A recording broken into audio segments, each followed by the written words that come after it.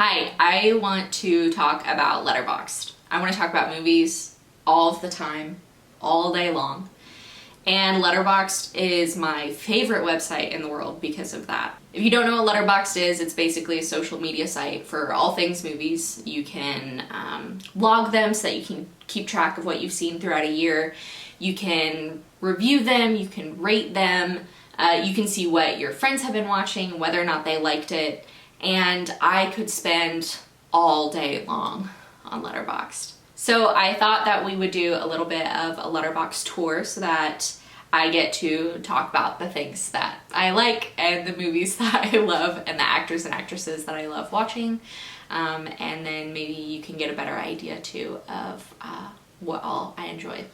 So this is my profile. My favorite films are listed up top. So I have Me and Earl and the Dying Girl, Eternal Sunshine of the Spotless Mind, Almost Famous, and The Spectacular Now. My bio is, hi, my name's Kelsey and I obsessively rewatch films because I'm afraid that a certain lack of life experience will keep me from giving them a fair shot. I think that this perfectly encompasses the movies that I like to watch and why I like to watch them. My family was a huge movie household. Every Friday night was movie night and we ate pizza out of the box in the middle of the living room floor, and I was always allowed to watch whatever my parents watched. This was huge. Did it lead to me watching a lot of things that were probably inappropriate for an elementary school kid?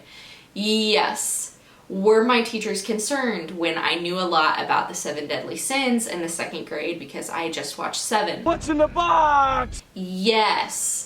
However, it also means that I was exposed to a lot of different kinds of films from a very early age, and I've always been proud of how many different types of movies that I like. There are some exceptions. I would love more suggestions for, like, especially international films. I feel like I don't have as good of a grip on those whatsoever, but I try to watch everything, every suggestion that's given to me, and I'm proud of that. The fun part has been rewatching those movies that I watched as a kid from an adult perspective. When I was a kid, you know, maybe I enjoyed some of them, maybe I even loved some of them, but some of them I hated or they freaked me out. Like Eternal Sunshine of the Spotless Mind freaked me out as a kid, and then when I grew up a little bit and started rewatching them in like high school, I like went through all of our giant VHS collection and started rewatching them. I realized a lot more about them and started to understand the feelings behind them, and some of them, getting to rewatch them and realize how much they related to my life, or even picking up on like weird quirks or traditions or whatever that I did because of these movies that I watched so young has been super cool.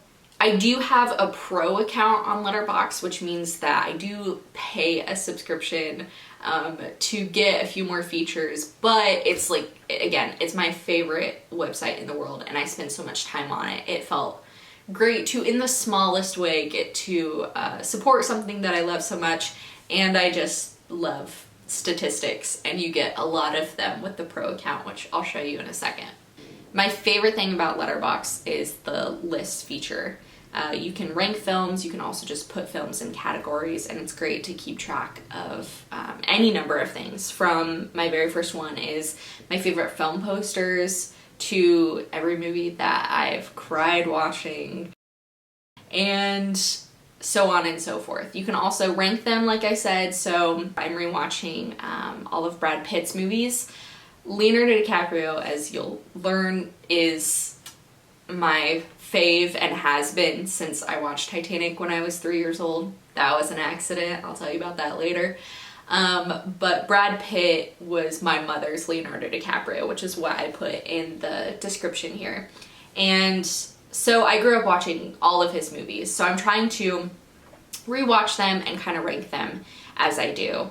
So you'll see I do this with a number of actors and actresses. This is kind of how I decide what movies I want to watch, is I'll fixate on an actor and then I'll just go through their entire filmography. So ranking is just a great way to keep track of all of the people that I've done that with. I also rank every year the new movies that I've watched, so not new movies that came out that year, but any movie that is new to me. As I said in my bio, I love to rewatch movies. And Letterboxd is great about separating the two in your stats. And so I've tried really hard every year to get a little better at watching new movies instead of just rewatches. Please keep in mind when we're looking at these lists too, this is completely subjective. This, especially like these lists have nothing to do with, I guess, the quality of the filmmaking. It's more like whether or not I liked it, whether or not I liked the style, whether or not I could relate to it. And so please keep that in mind while we look at all of these. Right now I'm also working on a list of all of the movies that I can think of seeing in movie theaters.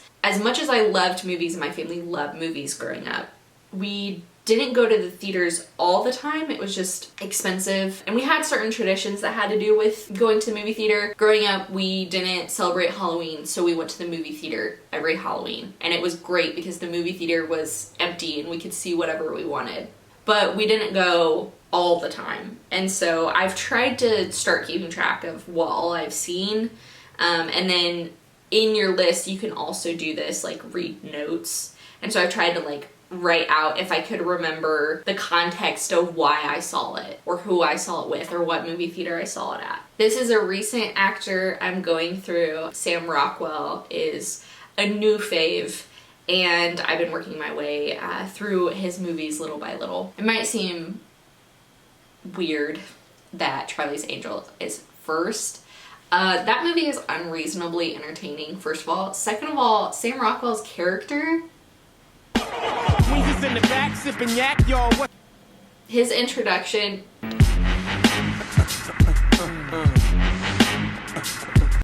so good. Keira Knightley, I have in the description, my first queen. King. I, like many others, Pirates of the Caribbean. How could you not be obsessed with her after seeing her in that movie? It's at the bottom, so I might as well explain it. Yes, I am watching all the Woody Allen movies. I'll just read the description. I know he's a schmuck, but I've loved so much of his stuff that I had to see what the rest of it was all about. Midnight in Paris is me as a movie. As you can see, like, this is F. Scott Fitzgerald. These are full, I collect copies of The Great Gatsby. I love learning everything about The Lost Generation. And clearly, if you've seen any of his stuff, Woody Allen loves The Lost Generation as well. And so I couldn't not keep up with his stuff. People can be shitty people and still make really great art that people enjoy. And that's such a nuanced thing that's hard to wrap your mind around what's good or what's bad to continue supporting. So please forgive me, but I do really enjoy Woody Allen's movies. Viola Davis, all hail. She's right here. Yeah. I love and adore that woman, and I will support everything that she does. And I love all of the memes about like the snot running down her face every time she cries. Okay, Leo. So I guess this is a good time to explain my story. So when I was 3 years old, my babysitter put on Titanic to keep me preoccupied. And after that, I told everyone at the age of 3 that my favorite movie was Titanic and that Leonardo Dicaprio was my boyfriend. I still cite him as my first boyfriend in love, and will continue doing that until the day I die. I have 2 lists for him. I have one ranked by his performance and one ranked by how much I actually liked the movie. And so, as I mentioned with other artists, I just kind of like mush them together and try to rank them as best as I can. But with him, I've seen all of his movies so many times, and I had to separate them to have more fun. Let's go to the one ranked by how much I like the film. So, my favorite all-time movie of his is Catch Me If You Can. I definitely think Romeo and Juliet and Titanic are kind of in a separate like pedestal category. You know, love Catch Me If You Can. Gatsby, as we discussed, it meant the world to me that he was in that movie. Marvin's Room.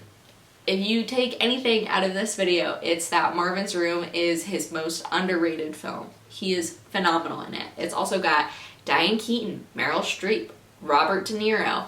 Highly suggest finding it somewhere and watching it. My DVD collection, we talked about this. I'm trying to work my way through Wes Anderson's films. Misleading Posters, that one's just fun. My favorite soundtracks. George McKay, I love him. Bonus tracks, this one's interesting.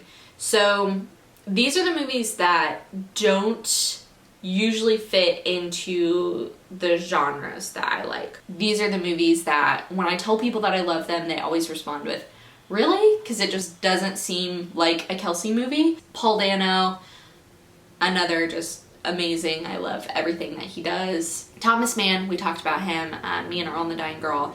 That man has made a lot of movies for being under 30 years old, and I've watched every single one of them. Love me, Thomas, please. Scenic, this is one of my favorites. Sometimes a scene is just magical. Like everything clicks together and you just feel like this atmosphere of just like comfort and goodness, and I don't know how to explain it. This list is my favorite movie characters. Just for the record, my favorite character of all time is Riley Poole from National Treasure.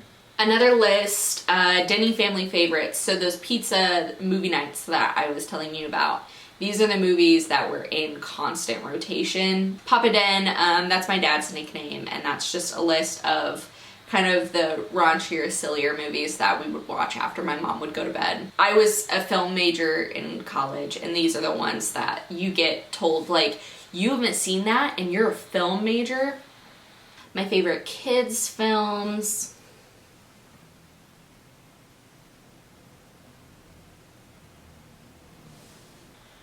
I feel like I'm overexposed. But am I gonna get up and fix it? No. Oh, my romance list, so I'm the biggest hopeless romantic you will ever meet. But I love movies where the two protagonists do not end up together. I love it. Miles Teller, another favorite, and then my list from 2020 of all my new watches. Lastly, let's go to my stats. So last year I got to 300 movies.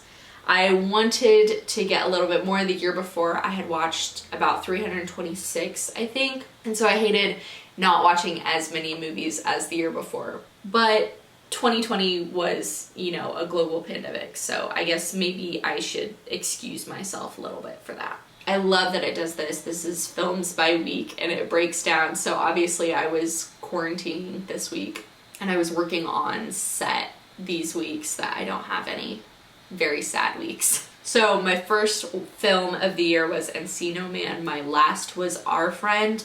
And I got down my rewatches to 2 a year for a lot. There's way more than even just the 5 that are here. But I usually rewatch, like Me and Earl and the Dying Girl, I usually watch 6 or 7 times a year. So only 2 times is pretty good. Have I already watched it 2 times for 2022 and it's only January 26th? Yes, I have. My highest average movie that I watched was Portrait of a Lady on Fire. The lowest average was He's All That. The most popular movie that I watched was Inception, and the most obscure was Hamlet with Andrew Scott. And then these are all the movies that I watched last year. It's so cool. It's just so fun to get to see stuff like this. So anyways, there's a little look at the kind of movies that I like. I hope you enjoyed it. If you have a Letterboxd, please follow me so that we can be friends. And if you don't have a Letterboxd and you love movies or just keeping track of what you're watching, what your friends are watching, please make one. You will not regret it. I can't wait to talk more about movies in the future.